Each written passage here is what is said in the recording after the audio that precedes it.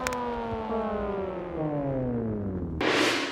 right, so a player that has a really weak grip, where this line points to their front side, is going to most likely come through, unless there's a lot of form rotation, with an open face.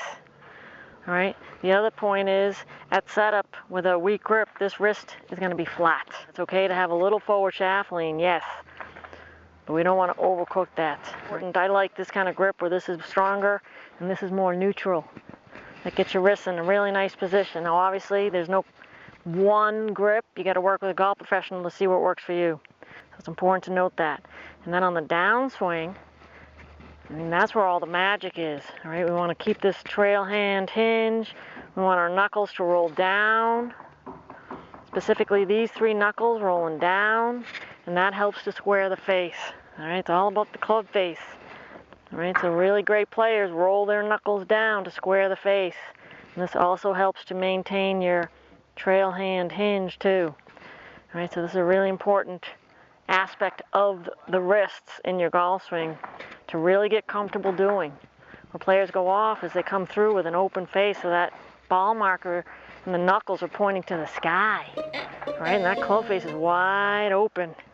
All right, so I see this a ton. And then you end up having to flip it at the bottom to try to save it. All right, so if that face is wide open, you got to do a lot of hand action there at the bottom. And that's just too much work. Versus if you come through with a neutral, then you can have some nice form rotation without overcooking it. Or even bow your wrist, so add some flexion. And to square the face, you don't have to overdo the form rotation.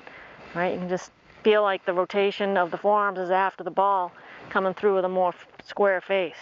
I recommend this for players that can actually rotate the hips to complement that. So that's how the wrists work through impact.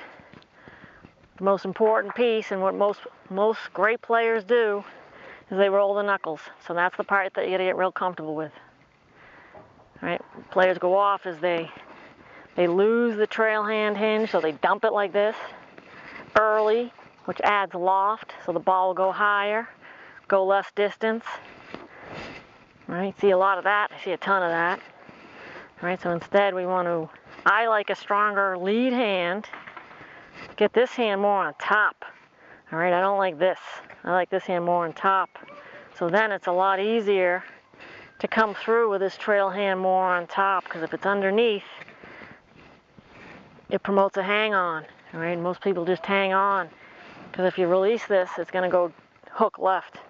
But you can't go wrong with neutral. All right, so neutral line points just to the right of your spine, and the trail hand matches. That's the most flexible grip that you can use. So I'd start with this and see how that works for you.